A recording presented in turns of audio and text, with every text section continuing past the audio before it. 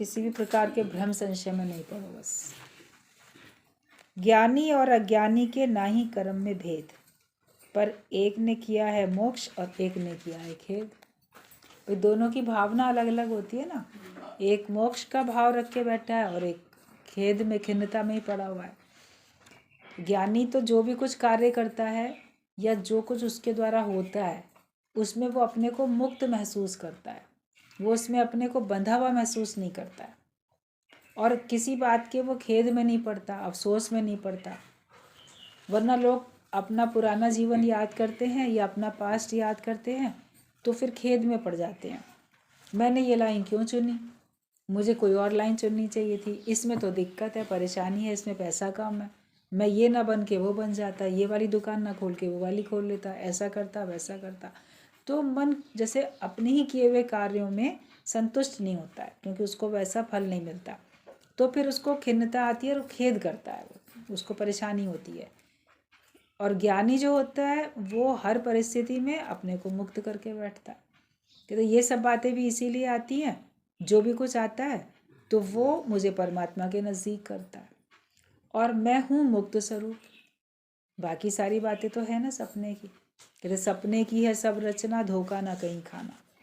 सारा संसार सपने का है और सपने में ही हम विचरण कर रहे हैं, उसी में लाभ है उसी में हानि है, सपने की माया है, तो उसमें हम अटके क्यों? सपना नहीं अपना और उसमें हम क्यों अटके हैं? कब तक हम उसमें अटके रहेंगे? आखिरकार तो हमको उससे ऊंचा उठना ही है। तो बाहर से कर्म एक से आते हैं देखने में, क्योंकि एक से इस तरीके से कि सब अपने अपने घर में ही बैठे हैं, जहाँ भगवान ने उनको जन्म दिया या जहाँ पर भी किसी भी कारण से कोई नौकरी की वजह से या किसी की कहीं शादी हुई दूसरे परिवार में चला गया, दूसरे परिवार का उसके परिवार में आ गया, तो जिनके बीच में भगवान चाहता है बिठाता है। तो ज्ञानी भी वहीं बैठा है और उसका भी रोज़ का रूटीन वही है, जैसे बाकी सब लोग सो के जागते हैं और अपना नित्य नैमित्तिक कार्य करते हैं, अपना अन्न जल जो है जिस प्रकार से रोटी कपड़ा और मकान सबके पास है और इन्हीं के आवश्यकताएं सबकी हैं और इन्हीं के लिए पुरुषार्थ भी सबका है।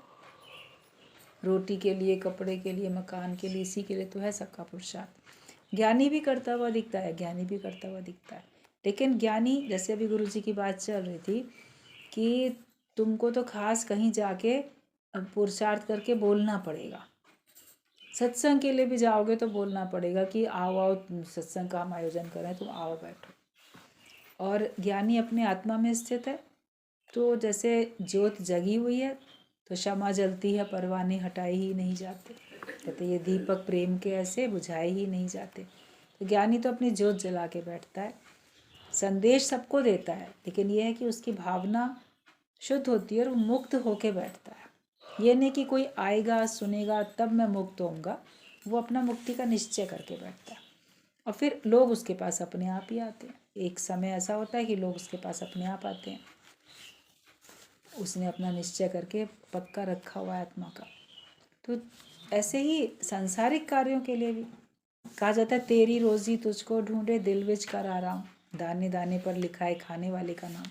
तो इसका ये मतलब नहीं है कि आप सुस्त और आलसी बन के बैठ जाओ, लेकिन अगर आप पुरुषार्थ करते हो पुरुष परमात्मा के निमित्त, परमात्मा की प्राप्ति के लिए अगर आप पुरुषार्थ करते हो तो फिर आप देखोगे कि आपकी रोजी रोटी आपके पीछे पीछे चल रही है।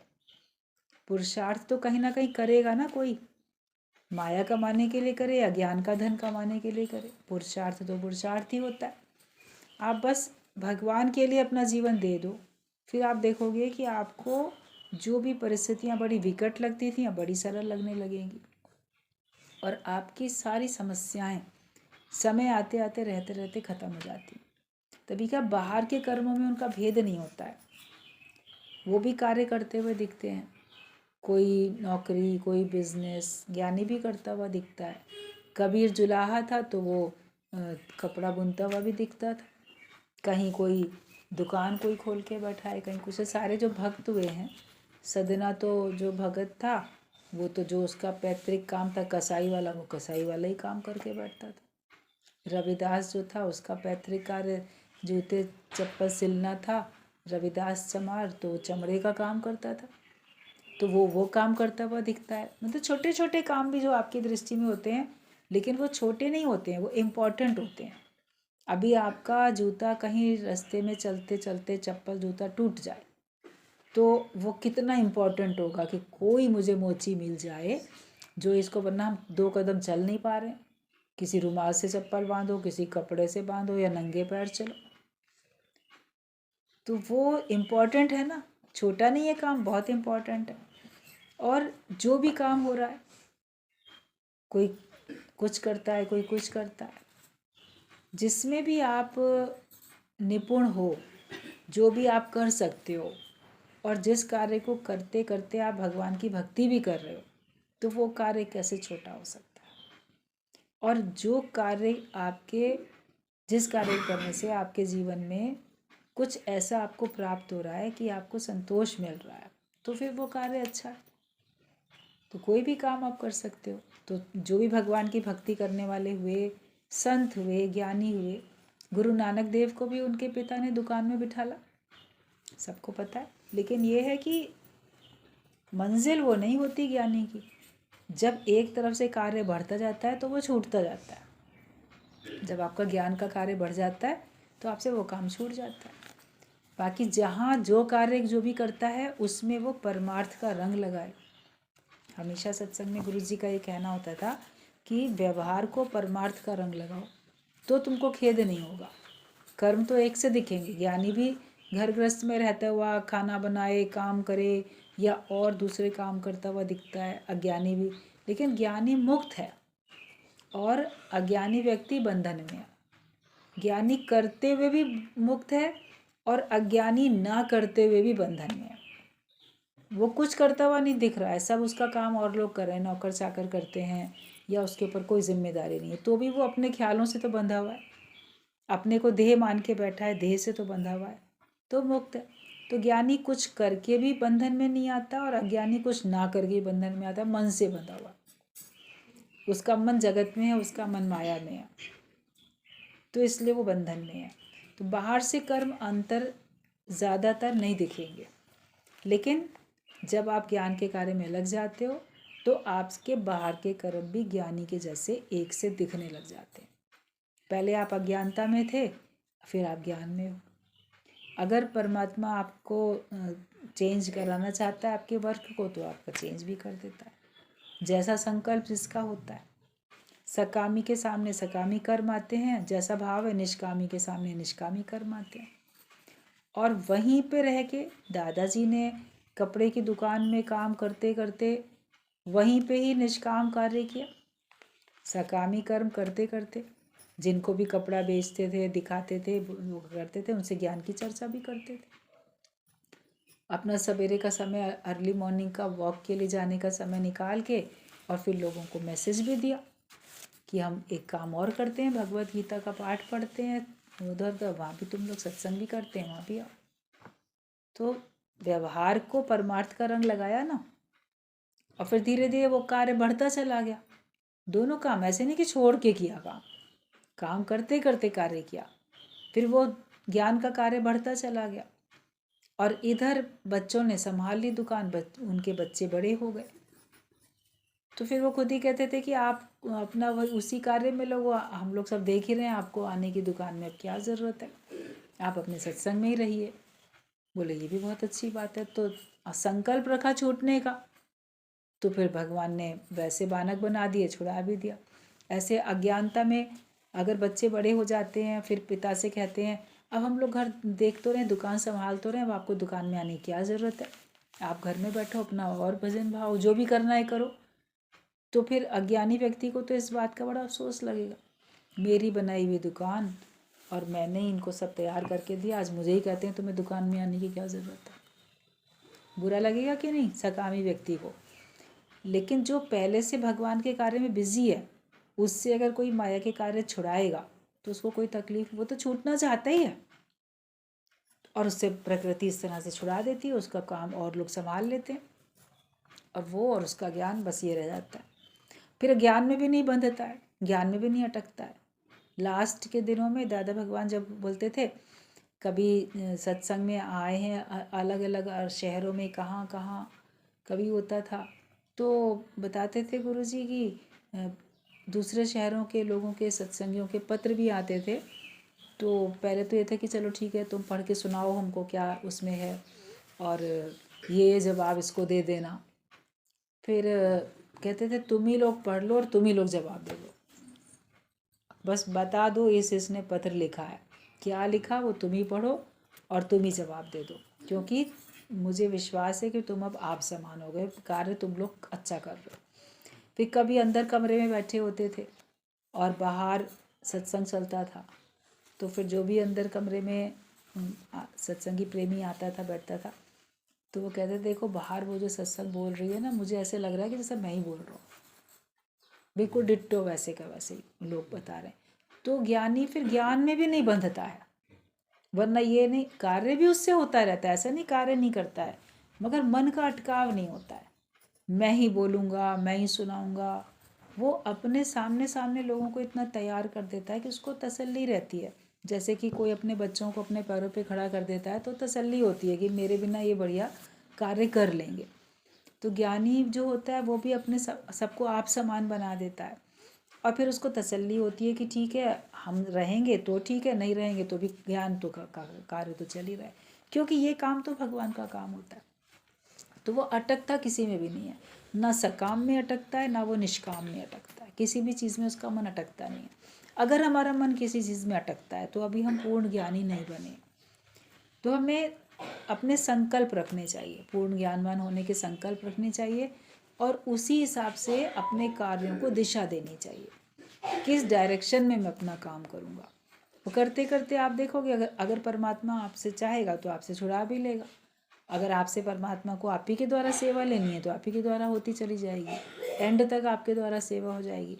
यूज़फुल हैंडल बन के बैठो, भगवान का यूज़फुल हैंडल बन के बैठो कि भगवान तुम जो जैसा कराना चाहो मेरे से वो करा सकते हो, मुझे सब कुछ तुम्हारा मंजूर है। मगर अंदर से हमारा जो भी कुछ है, जो भी संकल्प है या इच्छा है या हमारे भावनाएं हैं, वाइब्रेशंस हैं, चाहत जो भी है, वो सब प्रभु की ओर होनी चाहिए। इसी जन्म में मुझे मुक्त होना है और मैं मुक्ति का निश्चय करके जीवन मुक्ति का आनंद लेके बैठूं, वो हमें पुरुषार्थ करना। जैसे भी बात चल रही थी कि बचपन में या जवानी में ही ज्ञान पक्का होता है, वही बचपन के जो आपको दोहे याद होंगे वो अभी तक याद होंगे। बचपन में अगर किसी ने पहाड़े याद किए होंगे तो वो अभी तक भी आप एकदम देखोगे तो आपको याद आ सकते हैं। प्रैक्टिस में नहीं रहते हैं तो भले भूल जाते हैं, लेकिन फिर भी आप देखो आपको याद आ जाती हैं जो बचपन में बातें, भजन या कोई पोयम, कोई चीज़ वो आपको याद रहती है, क्योंकि तब उसको अच्छी तरह पक्का कर लिया था, फिर भूलता नहीं है। तो ज्ञान भी आप पहले जितना अर्ली एज में ले लोगे तो वो आपके जीवन में रच बस जाएगा, जैसे मेहंदी रच गई तो अब वो मिटती नहीं है। आप धो लेते हो, उसका हरापन तो हट जाता है, उसकी लाली रह जाती है, तो वो तो नहीं हटी ना, वो रह गई। समय आने पे वो भी आपके हाथों से उतरती है। लेकिन ज्ञान में, अगर आप ज्ञान में अपनी स्थिति बनाए रखते हो तो ज्ञान आपका कभी नहीं भूलता। पिछले जन्म का ज्ञान भी इस जन्म में आपके काम आया, तभी आपको सत्संग मिला और तभी आपकी रुचि लगी, तभी आपको समझ में आया। तो इस ज्ञान का कभी नाश नहीं होता। यही चीज़ अब हम पक्की कर लेते हैं तो हमको किसी बात का खेद नहीं रहता। अपने हर दिन में अफसोस कभी नहीं करो कि मेरा दिन व्यर्थ चला गया या मेरा जीवन व्यर्थ चला गया। जो भी आपको अनुभव मिले वो सब आपके लिए आवश्यक थे, तो फिर आपको कभी खेद नहीं होगा। तो वही बात इसलिए बताए, ज्ञानी और अज्ञानी के ना ही कर्म में भेद, उसके कर्म में भेद नहीं होता, लेकिन दोनों की अलग भावना, एक ने किया मोक्ष और एक ने किया खेद। तो हम अपना जीवन देखें कि मैं खेद में पड़ा हूँ कि मैं मोक्ष में बैठा हूँ, मैं अपने को जीवन मुक्त में महसूस करता हूँ या मैं किसी अफसोस में रहता हूँ। जो सोचेगा कि आगे मैं क्या करूँगा, कहाँ रहेंगे और क्या खाएंगे, मुझे दो बातें अगर सोची तो समझो अलग तुमसे कोसों दूर है। मतलब भगवान का योग तुम्हारा लगेगा नहीं, जहाँ भगवान रखेगा रह जाएंगे। लोग झोपड़ी बना के रह जाते हैं, पेड़ के नीचे रह जाते हैं, किसी आश्रम में रह जाते हैं, कहीं भी रह जाते हैं, भोजन जो दाने दाने पे लिखा है जो होता है वो मिल जाता है। एकदम सब भगवान पे छोड़ के ज्ञानी फिर पुरुषार्थ करता है, ईश्वर के ऊपर छोड़ के। ये नहीं कि मैं कर्म करूं तो मुझे फल अभी का भी मिलना चाहिए। जब भगवान चाहेंगे उसका फल मिलेगा, जिस तरह से भगवान चाहेंगे वैसा होगा। तो जिस तरह निराकार इंसाफकारी है, उसी तरह साकार गुरु भी इंसाफकारी। भगवान को भी बोलो कि भगवान न्याय करते हैं। कभी ये अपने मन में आने ही मत दो कि भगवान मेरे संग बड़ा अन्याय करते हैं। भगवान हमारे संग कोई अन्याय नहीं करते हैं। उन्होंने जो किया है वो सोच समझ के किया है। कहते लिख्या लेख ललाट का मेट न सके राम, पर मेटे तो समर्थ है, समझ किया है काम, सोच समझ के काम किया है। तो जो भी किया है उन्होंने सोच समझ के किया है, तो हम उसमें क्यों बोलें कि बेइंसाफ़ी की। तो निराकार जो है हमेशा इंसाफ करता है। एक बार क्वेश्चन पूछा गया सत्संग में कि भगवान को हमें क्यों मानना चाहिए कि वो भगवान है। तो किसी ने कहा बड़ा दयालु है, किसी ने कहा बड़ा अच्छा किया, हमें मनुष्य बनाया इसलिए हम भगवान के गुणगान गाएं, किसी ने कुछ बोला। तो गुरु ने सबके आंसर क्रॉस करते चले गए कि तुमको मनुष्य बनाया तो जिसको मनुष्य नहीं बनाया तो उसके लिए तो भगवान ने बुरा कर दिया। तुमको अमीर बनाया तो जिसको नहीं बनाया उसके लिए भगवान ने बुरा कर दिया। तुमको सत्संग में भेज दिया, औरों को नहीं मिला तो उनके लिए भगवान ने बुरा किया। तो भगवान क्या बुरा भी करते हैं क्या? तो नहीं, बुरा तो नहीं करते हैं। तब गुरु ने कहा कि भगवान को हमें इसलिए गुणगान करने चाहिए, इसलिए शुक्राना गाना चाहिए क्योंकि वो न्याय करता है, वो इंसाफ करता है। इंसाफ का मंदिर है ये, भगवान का घर है। भगवान कभी बेइंसाफ़ी करता नहीं है। तो ये मन में कभी भी भूले से भी नहीं आने दो कि भगवान ने बेइंसाफ़ी की। तो जिस तरह निराकार इंसाफकारी है, उसी तरह साकार गुरु भी इंसाफकारी है। गुरु भी इंसाफ करता है। वरना लोग गुरु में भी दोष लगाते हैं, उसको नज़दीक किया, उसको दूर किया, उसको तो पास बिठाया, हमें दूर कर दिया, उसको ये बात बताई, मुझे नहीं बताई, उससे ये कार्य लिया, मुझसे नहीं लिया, उसको ये सेवा दी, मुझे नहीं दी। पता नहीं क्या क्या मन अपने इच्छा स्वार्थ को रख के और उसको पूरा ना होता हुआ देख के दोष लगाता रहता है। लेकिन ये समझो हमेशा कि गुरु भी इंसाफकारी। आपको सबको ब्रह्मज्ञानी सच्चा गुरु मिला है ना, कोई झूठा ठग वाला गुरु नहीं मिला है कि जो बेइंसाफ़ी करता हो, बेईमानी करता हो। ये तो विश्वास रखो कि हम जिस सत्संग में बैठे हैं, जिस दर पे हम बैठे हैं, ये एक सच का दर है। तो फिर कैसे वो अन्याय कर सकता है भगवान हमारे साथ, तो गुरु भी कैसे हमारे संग अन्याय कर सकता है। तो जिस तरह निराकार इंसाफकारी है, उसी तरह साकार गुरु भी इंसाफकारी है। जिसको जितना देना उचित है उसको उतना मिलता ही है। भगवान जिसको जितना देना उचित समझता है उसको उतना मिलता ही है। अगर हमें अधिक मिल रहा है तो भगवान उचित समझ रहा है कि आपको अधिक मिल रहा है, उस अधिक का आप अच्छा सदुपयोग करोगे। और अगर आपको कम मिल रहा है तो भगवान आपको उतना ही समझ रहा है कि उचित है आपके। अधिक मिलने से शायद आप उसका दुरुपयोग कर लो या उसमें अटक जाओ, उसका आसरा आधार ले लो। तो जितनी आवश्यकता है उतनी। कभी कभी भगवान किसी को जीवन, आप देखो, जीने के लिए थोड़ा ही खाना मिलता है, भरपेट नहीं मिलता, लेकिन उसको काफ़ी लंबी आयु बितानी है तो उसका अन्न जल जितना है उसको थोड़ा थोड़ा रोज़ मिलता रहता है कि ये होता है। और जब किसी के प्राण चले जाते हैं तो लोग क्या कहते हैं, इसका ना अन्न जल पूरा हो गया। घर में तो भंडारा भरा पड़ा है लेकिन उसका अपना स्वयं का अन्न जल पूरा हो गया। उससे अधिक ना वो एक रोटी खा सकता है, ना अधिक एक गिलास पानी पी सकता है। जितना उसको पानी पीना है, 1 घूंट 2 घूंट, उतने ही अंत में पी पाएगा जितना उसका बचा रह गया होगा। जितना भोजन उसको बचा रह गया होगा वो उतना ही खा पाएगा, उसके आगे वो अधिक नहीं खा सकता है, क्योंकि अन्न जल उसका इस जन्म का उन लोगों के बीच में जिनके बीच में वो था वो पूरा हो चुका है। तो भगवान तो न्याय कर रहा है और जिसको जितना उचित है वो उतना दे रहा है। तो ये भी नहीं बोलो कि भगवान तूने मुझे कम क्यों दिया। अंधेरे अंधेर लोग बोलते हैं, भगवान तेरे राज्य में अंधेरे अंधेर, रोटी नहीं किसी को मोतियों का ढेर।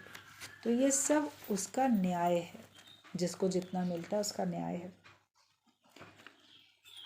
कि जिसको जितना उचित है उसको उतना ही मिलता ही है, ऐसा नहीं कि नहीं मिलेगा, उसको मिलेगा ही उतना। जो आत्मा में रहता है उसे मोह नहीं होता है, उसे कोई विकार नहीं होता है। जो आत्मा में रहता है उसे मोह नहीं होता और ना वो किसी विकार के अधीन होता है। अपने को देह मानो नहीं, देह मानोगे तो दुख सहना पड़ेगा। लेकिन ये जानो कि ये सब नाटक है, लीला चल रही है, मैं पार्ट प्ले करता हूँ।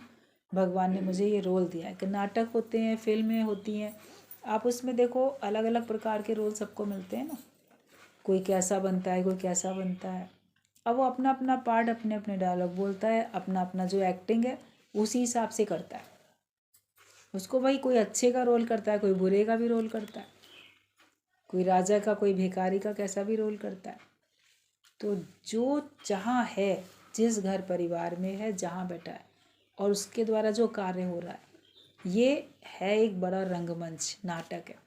और उसमें जैसा भगवान ने रचना सबकी रच दी, लिख दी, वैसे ही सबका पार्ट प्ले हो रहा है। तो हमें अपना पार्ट बखूबी निभाना है। उसमें हमें शिकवा शिकायत क्यों करनी है? बोलते उसमें भी तुम एक्टिंग ही कर रहे हो, सच नहीं है लेकिन एक्टिंग कर रहे हो। और जो करते हो ऐसे करो कि जैसे नाटक में पार्ट ले रहे, सचमुच में नहीं। तो जो आत्मा में रहता है उसे मोह नहीं होता, उसे कोई विकार नहीं होता है। ज्ञान भया तो कर्म ही नाश। जब आपके अंदर ज्ञान पक्का हो जाएगा तो आपके सारे कर्मों का नाश हो जाएगा। मन बोलेगा पता नहीं मेरे कर्मों का कौन सा फल बचा बाकी रह गया जो मुझे ये सब दुख सुख मिल रहे हैं। सुख मिलते समय नहीं याद करते हो, दुख मिलते समय ज़रूर याद करते हो। लेकिन जब ज्ञान हमारे अंदर हो जाता है, इस बात को गुरुजी बड़ा क्लियर बोलते थे, ज्ञान भया तो कर्म ही नाश। यानी कि ज्ञान सुना तो कर्म नाश, या ज्ञान पढ़ा तो कर्म नाश, या ज्ञान बोला तो कर्म नाश। ज्ञान तुम्हें हो जाए, मतलब तुम ज्ञानवान बन जाओ कि तुम ये देह नहीं हो, तुम ब्रह्म स्वरूप हो, तुम आत्मा हो। ये बात जब तुम्हारी पक्की हो जाएगी तब तुम्हारे कर्मों का नाश हो जाएगा। हम ज्ञान सुनने के बाद ही सोचने थे मेरे कर्मों का नाश नहीं हुआ। ज्ञान सुनाने के, बोलने के बाद कहने लगते कि मेरे कर्मों का नाश नहीं, मैं तो इतना ज्ञान सुनाता हूँ, इतना निष्काम करता हूँ। सुनना सुनाना अलग है, पढ़ लेना अलग है, मगर ज्ञानवान हो जाना मतलब कि स्थिति बनाना। जब तुम्हारी स्थिति बन जाएगी तब तुम्हारे कर्मों का नाश हो जाएगा। फिर कोई कर्म का फल बकाया ही नहीं रहेगा, न दुख का न सुख का, जिसको तुम्हें लगे कि मुझे ये भोगने पड़ रहे हैं। भोगना नहीं पड़ता है ज्ञानी को, वो तो उनको सामना करता है और उसमें वो मस्त रहता है। बोलता है ये भी वाह वाह तो वो भी वाह वाह, वो हर हाल में मस्त रहता है। जो मौसम आते हैं हर मौसम में तो आप खुश रहो ना। अति होती है तो ज़रूर खराब लगता है। कहता है अति का भला ना बरसना, अति की भली ना धूप। धूप भी बहुत तेज़ बहुत होती है तो भी नहीं अच्छी लगती है। अति तो हर चीज़ की बुरी होती है, उस अति में मन परेशान होता है। और अति का कुछ भी अच्छा नहीं है, ना दुख ना सुख। अति का दुख भी नहीं अच्छा, अति का सुख भी नहीं अच्छा, अति का बोलना भी नहीं अच्छा, अति का चुप रहना भी नहीं अच्छा। कि हम बहुत अधिक जो बोलते हैं या बहुत अधिक चुप रहते हैं, तो अति हर चीज़ की बुरी होती है। उससे उपराम होने के लिए मनुष्य ज़रूर थोड़ा सा भगवान से प्रार्थना करता है, अरे भगवान बहुत गर्मी है, बारिश कब करोगे, मौसम कब ठीक होगा, क्योंकि वो हमारी सहन शक्ति से परे हो जाता है। अति का दुख या अति का सुख मिलता है वो भी हमारी सहन शक्ति से परे हो जाता है। तो हम भले परमात्मा से प्रार्थना करते हैं कि परमात्मा अब इतना अति का क्या करें, कैसे सहन करें। सहन नहीं हो पाता है तो भगवान से प्रार्थना होती है। कहते ना कहना तू कभी जग से, तो ईश्वर से ही कह लेना। तो भगवान से प्रार्थना कर लेते हैं। लेकिन ज्ञानी फिर सहने की शक्ति उसके पास है, जितना आप सह सकते हो उतना ही भगवान दे रहा है आपको, और बाकी उसकी अपनी लीला होती है। तो ज्ञान भया तो कर्म नाश। जब हमको ज्ञान हो जाएगा तो हमारे सारे कर्मों का नाश हो जाएगा। फिर हमारे खाते में कोई दुख सुख बचेगा ही नहीं, जिसको भोगने के लिए मुझे दोबारा दुनिया में आना पड़े। इसी जन्म में भगवान कृपा करते हैं जो हमको वो मुक्ति की तरफ धकेल के भेज देते हैं। और जो माया का संकल्प करता है तो भगवान ने बोला है भगवत गीता में कि मैं उसको निम्न से निम्नतर योनियों में धकेल देता हूँ। मतलब वहाँ भी गिरावट की तरफ भी भगवान धक्का मार देगा और ऊंचाई की तरफ भी धक्का मार देगा। मतलब भगवान का तुम्हारे को कृपा है, वो न्यायकारी है। जैसा तुम सोचते हो चाहते हो वो वैसे ही तुम्हारे लिए कर देता है। जो कुछ आँखों से दिखाई देता है सब माया है और सब चलनहार है, सब चलने वाला है। जो दिखाई देता है उस सबको भूलते जाओ और जो दिखाई नहीं देता उस अनदेखे को याद करते जाओ। हमको आँखों से माया दिखती है, आँखों से संसार दिखता है, आँखों से सब दोस्त दुश्मन अपना पराया घर परिवार दुख सुख सब आँखों से दिख रहा है ना। जो कुछ हमको पदार्थ आँखों से दिखते हैं जड़ चेतन, तो जो दिखता है वो सब चलने वाला है, मतलब जाने वाला है। आज है कल नहीं रहेगा। अभी 2 दिन 4 दिन पहले आप देखा होगा बाज़ार में इतनी रौनक लगी हुई थी। फिर दीपावली कल हो गई पूरी, तो आज देखो बाज़ार में सन्नाटा है, रौनक ही नहीं है। तो सब चलनहार हुआ ना, जो दिख रहा था। बहुत दुकानें सजी हैं, बहुत अच्छा है, बहुत भीड़ है, सब है, तो वो सब पलट गया, ख़त्म हो गया, पासिंग शो, सन्नाटा ही सन्नाटा हो जाता है। तो जो आँखों से दिखता है रौनक या जो भी कुछ, वो भी एक दिन सब चली जाती है, जाने ही वाली है। हमको जो दिखाई देता है वो चलनहार भी है और वो सब मिथ्या भी। तो उसको हमें भूलते जाना है। जो आँखों से दिखता है उसको भूलते जाओ, और जो हमें आँखों से दिखाई नहीं देता, भगवान नहीं दिखता आँखों से, उसको तो हृदय से महसूस करोगे ना। तो जो भगवान हमें दिखाई नहीं देता, कहते वो उस अनदेखे को याद करो। गुरु हमें उस अनदेखे से प्रीत करना सिखा देता है। जिसको देखा उससे तो प्यार होता है, होते आँख से देख लिया जिसको, उससे प्रेम हो जाता है, मोह हो जाता है। लेकिन जिसको हमने अपनी आँख से नहीं देखा, गुरु हमारा उससे प्रेम करना सिखा देता है, उससे हमारा प्रेम करा देता है। मतलब उस परमात्मा को हम महसूस कर लेते हैं, और हमें याद उसी को करना जो हमें दिखता नहीं है। ये तो विश्वास है कि वो है हर जगह पे, कोई जगह न तुझसे खाली है, तू व्यापक डाली डाली है, लेकिन वो हमें दिखता नहीं है हमारे चारों तरफ। भजन में भी आता है, तुम तो यहीं सतगुरु मेरे आसपास हो। नज़र नहीं आते भाई, आते नज़र नहीं, लेकिन क्या है कि हो तो मेरे आसपास ही ना। तो भगवान हमको नज़र नहीं आता, मगर है तो भगवान चारों तरफ ही। तो जो हमें आँखों से दिखता नहीं है उसको याद करो, मतलब निराकार परमात्मा को याद करो। जो भी साकार हमको दिखता है, जड़ या चेतन, उसको भूलते जाओ, क्योंकि वो चलनहार है, पासिंग शो है, वो जाने ही वाला है।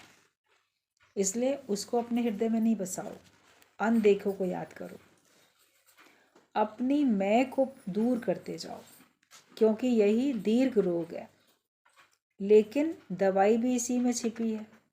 मैं देह हूँ, ये दीर्घ रोग है, और मैं ब्रह्म हूँ, तो ये हमारी औषधि है। मैं तो उसमें भी आती है, मैं आप देह से लगाओ या मैं आप ब्रह्म से लगाओ, अहम ब्रह्मास्मि, मैं वो ब्रह्म स्वरूप हूँ। तो मैं तो इसमें भी आई, क्योंकि मैं ही रोग है और मैं ही दवाई है। देह से लगी हुई मैं बीमारी है, और ब्रह्म से जुड़ी हुई मैं जो है वो उसकी औषधि है। तो बीमारी को याद नहीं करो, औषधि को याद करो। आप बड़े बीमार हो, अपनी बीमारी याद करते रहोगे तो क्या वो दूर होएगी? लेकिन जब उसकी दवाई आप खाओगे तब तो दूर होगी। तो मैं देह हूँ, ये बीमारी छोड़ दो, इसको याद नहीं करो। हो मैं दीर्घ रोग है, और दारू भी उसमें ही, मतलब कि दवाई भी उसी में छिपी हुई है। मैं ही दवाई है, मैं ब्रह्म हूँ, यही औषधि है। तो औषधि को याद करो, औषधि को सेवन करो, उसका औषधि का। गुरु ने हमको दवाई दे दी, सर्व रोग का औषध नाम, ज्ञान का ऐसे दे दिया खजाना, हमको नाम दे दिया भगवान का। उसको अपने जीवन में उतारो। हाथ में है दवाई तो खानी पड़ती है ना, गले से अंदर जाए और रहे वहाँ पे। ये नहीं कि आपने अभी पानी पी के आपने गोली को अभी निगला ही था और तुरंत वॉमिटिंग हो गई और वो बाहर चली गई दवाई, तो उसका असर थोड़ी होगा। लेकिन वो अंदर जाके थोड़ा रहे, तो ज्ञान भी आपके अंदर जाए और आपके जीवन में रहे, तो फिर आपका ये अज्ञानता का रोग हमारा दूर होता जाएगा। अपने को निरोगी बनाओ, स्वस्थ बनाओ, भगवान के भाव में रहो हमेशा। तो फिर आप देखोगे कि आपके अंदर में कभी भी कोई खेद, कोई दुख, कोई परेशानी अपना घर बना नहीं सकेंगे। जो कमज़ोर होता है अंदर से, उसके शरीर में तमाम तरह के रोग अपना घर बना लेते हैं, लेकिन जो भीतर से स्ट्रांग होता है, मजबूत होता है, तो कोई बीमारी उस पर अपना घर नहीं बना पाती, आई और चली गई। तो अपने को ऐसे ज्ञान से मजबूत बनाओ कि कोई अज्ञानता की बीमारी हमारे अंदर घर ना बना सके।